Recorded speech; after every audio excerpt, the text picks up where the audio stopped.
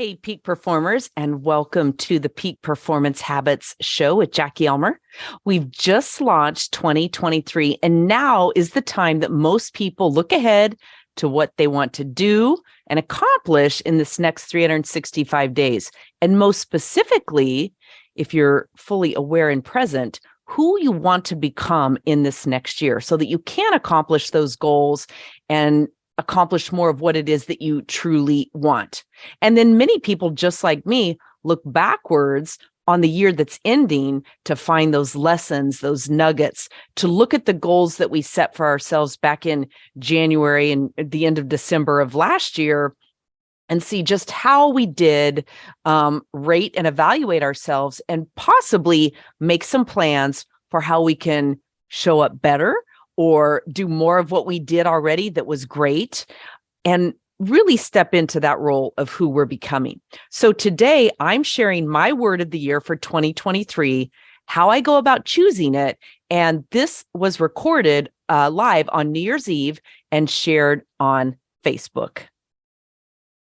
Welcome to Peak Performance Habits with Jackie Elmer, where you're going to learn how to create everything you want in the core areas of your life: relationships, health and fitness, and of course, money and career.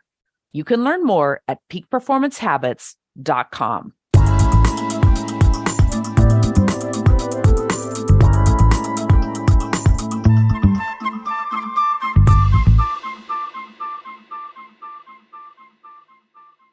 Now, I've been choosing a word of the year since the late 90s. I don't remember when it was I started and I wasn't tracking things. But a few years ago, about 2016, I think it was, I started tracking my words and I started really using them to grow me as a person. Because prior to that, I would often choose a word and within a month, I seldom even remembered what the word was. It had no real meaning to me. I would choose something that sounded cool or trendy or something I was aspiring to be, but not because the word really landed on me necessarily. Well, 4 years ago, I really changed things up, and I share that process for allowing the word to choose me on the show. And I will tell you, this absolutely changed everything for me. It's created an intentional approach to growing with and learning from that word. Now, a few of my past words over the years have been 2016, my word was focus, 2017, faith. And in 2017, I had just relocated back to Scottsdale, Arizona. I remember choosing that word thinking, I have to have faith that everything is going to play out exactly as it's supposed to with this move, moving my business, everything that's supposed to happen for us.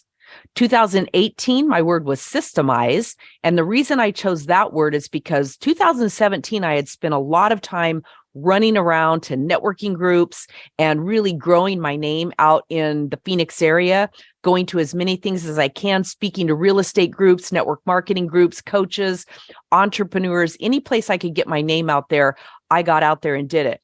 Then in 2018, I really realized it was important for me to put systems in place in my business.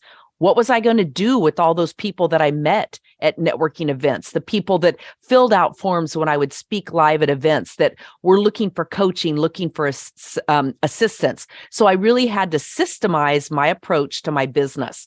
So in 2017, the word faith served me. In 2018, the word systemize served me. And then in 2019, my word was mastering practice. Again, that was an intentional word that was chosen because I needed to then operate from a place where every day I was mastering the practice of those systems that I put into a place. A lot of people didn't understand that word, mastering practice, or that phrase. They thought it maybe should be practice mastery or something like that. But for me, it made total sense because I've put all this infrastructure into place. Now I just need to master the practice of the skills to pay the bills, as I always say.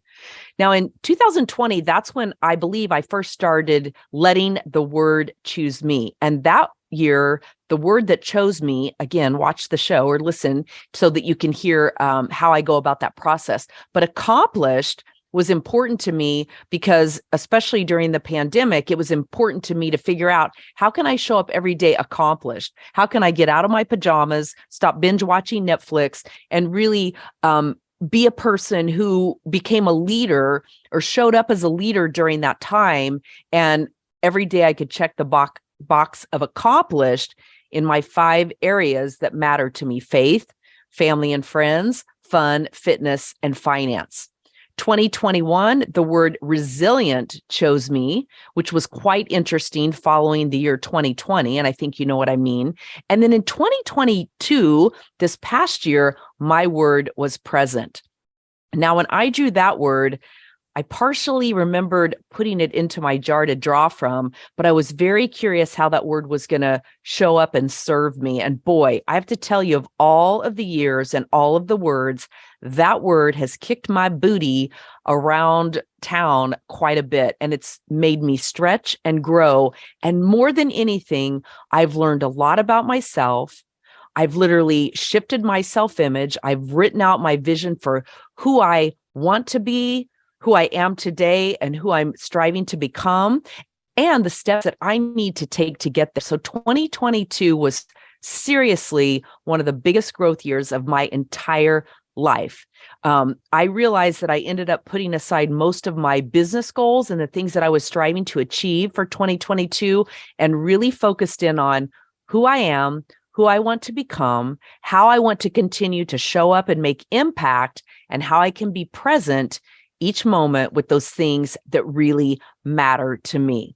So also on the show, I reference writing a letter from my future self, talking to my present day self. So after I draw my word, actually after I drew my word, I sat down and I wrote out my future letter, looking backward from December 31st, 2023 to myself. And it's something that I read every day to remind myself, how do I need to show up? And how do I need to be consistent? What methodologies and what do I need to do each day so that I can be that person to accomplish what it is that I want at the end of the year in all of the important areas of my life? Now, I also reference the wig that I'm wearing for fun for New Year's Eve, and you can see it on Facebook or YouTube, and also the thumbnail of this particular video, because I have it there. It was purely just for fun, and I had a number of people reach out to make sure that I was okay and not ill and suffering hair loss or any other reason for wearing the wig. And I just want to say, if that was you, thank you so much. I appreciate that concern. It never dawned on me when I put that video and those photos out there that it might create concern. So I just want to say I appreciate that. Okay, and with that, here is the episode. Hello and happy New Year's Eve. I'm Jackie Ulmer, and as I do every year, I am about to draw my word of the year for 2023. Now, if you've followed me for any length of time, you know that over the last few years, I've taken on a different path to choose my word of the year. In the past, I always would sit down and write out a list of words that really I felt like embodied something that I was pushing to become. I wanted to do better, earn more money, or perform in some way. And I would choose a word that I thought would enable me to live up and do better toward my goals. And as I mentioned, very often this word ultimately began to feel forced and not necessarily authentic. And I think this is my 5th year, so about 4 years ago, I got the idea, what if I allowed the word to come to me? So starting somewhere in October, I write a whole list I get a bunch of little papers, and I just have them sitting by my journaling nook, where I get up every morning and do my daily thought download and my morning routine and my morning pages and my journaling. And if a word would come to me that morning or even throughout the day, I would just grab a piece of paper and a pen, and I would just jot the word down, fold it up, and drop it into this little bowl. And usually, as you can see, by the time December 31st rolls around, New Year's Eve, I would have somewhere around 50 words in the bowl.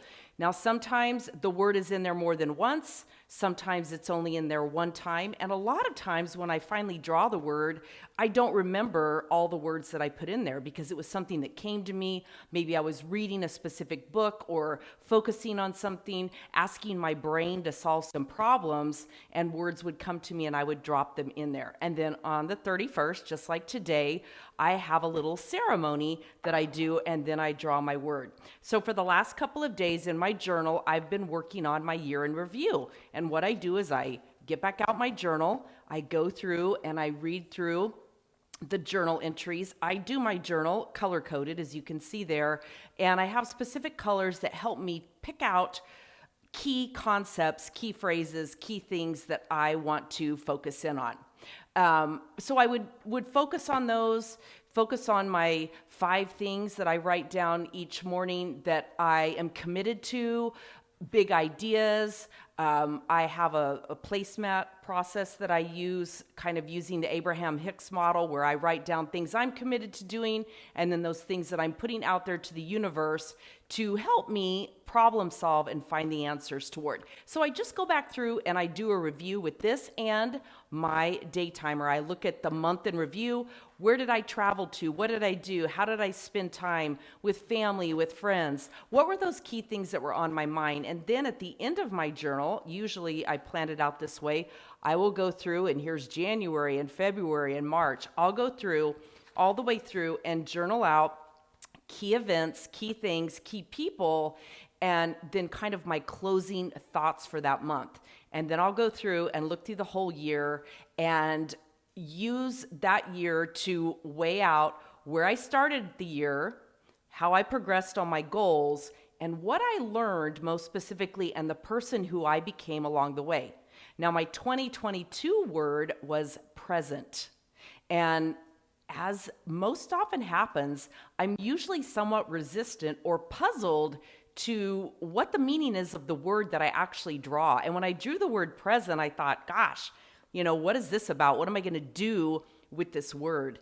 Well, I'm going to tell you that as much resistance as I had to it, it has totally been a butt kicker and a game changer for me, because what I did is I really took this word. I would start with it every morning. I would write it at the top pages of my journal. I had it in my day timer. I had it everywhere to remind myself, how am I being present in the moment? How am I being present with the person I'm with, a coaching client, my husband, my children, my personal relationships, business relationships, a project that I'm working on, my nutrition, my fitness? How am I fully being present and in the moment? And as someone who can be very future focused, this was very important and very relevant to me. So that word really has challenged me, and I'm so grateful for it.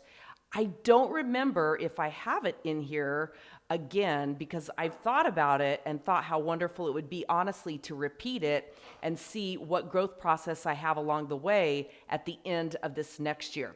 But we will see here in just a moment what the word is that I draw. I've had other words: accomplished, resilient was my year for 2021, my word for 2021, which I thought was so funny coming off of the pandemic. I think accomplished was my word for 2020, which was interesting in light then of everything that happened.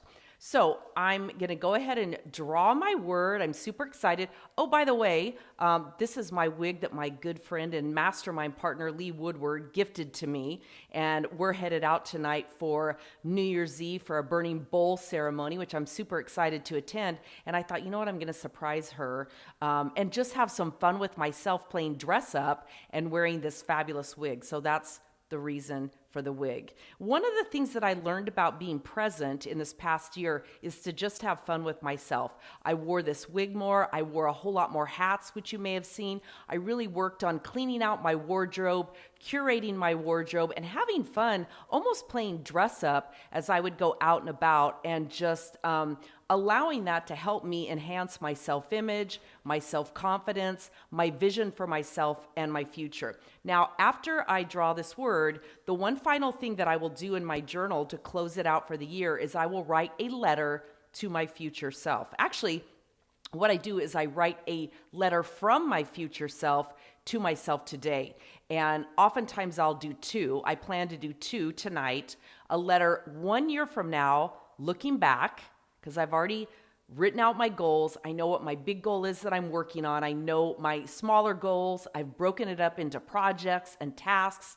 I've calendared it out, and I've focused on my 5 favorite F areas, as you've heard me say before, my 5 value areas: faith, family and fun, family and friends, fun, fitness, and finance. And that incorporates everything that matters to me in my life. So I'm focused on those 5 big areas. I have goals and tasks and projects for all of those. So I will close out tonight writing a letter a year from now, looking back, talking to myself today, and then a letter from my future self 5 years from now, talking to myself. And it'll be interesting to see. I'll hang on to these, and then I'll reflect back to how all that has turned out. So with that, I'm going to do a little toast. Typically, I do a champagne toast. This is actually raspberry lemonade. Some of you know I went dry in August, and I've been alcohol-free since August, learning some new things about myself. Again, getting really present,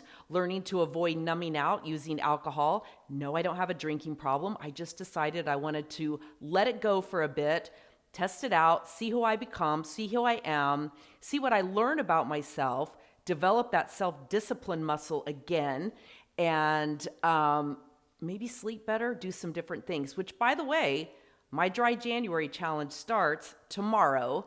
Go to throttlebackthebottle.com. Opt in. It's a free 31-day challenge that's going to give you daily prompts, some recipes, some ideas, some encouragement, some education for you. So cheers to 2022 and to 2023. And now, ooh, that's tart. That's homemade lemonade. Fresh squeezed lemon, a little bit of stevia, and water. With that, I'm going to reach in here and move everything all around.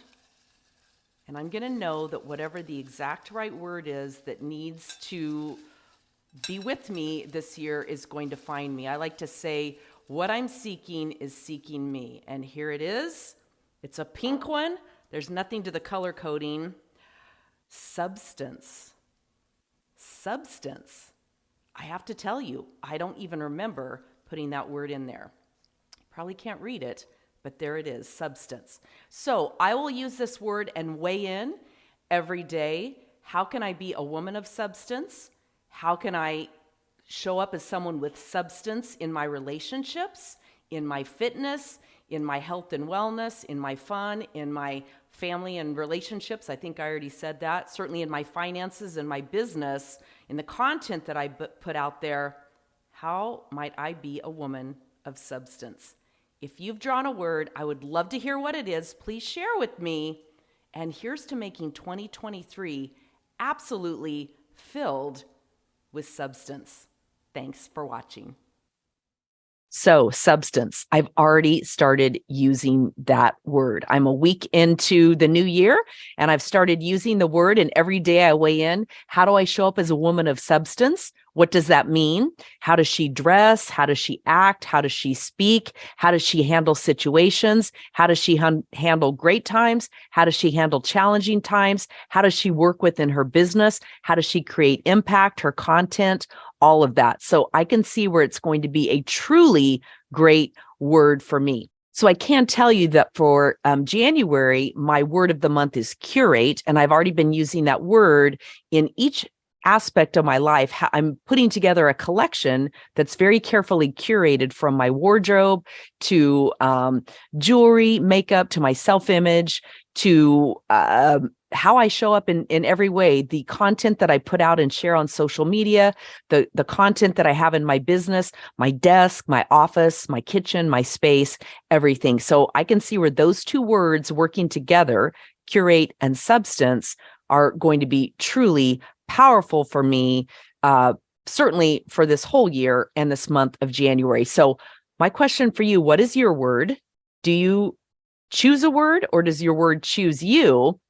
And how do you plan for it to serve you in 2023? I would absolutely love to know. So please respond to me on social media, go to my blog, go to YouTube, and let me know your word, because I would truly love to hear. All right, make it a great day. Sometimes creating the life we want can seem challenging, and we're uncertain where to begin. Would you like a co-pilot on your journey? I've been the co-pilot in my life, marriage, and business coaching for years, and I would love to be yours. Learn more at peakperformancehabits.com/tools and get ready to upgrade your life. Your first class boarding pass awaits.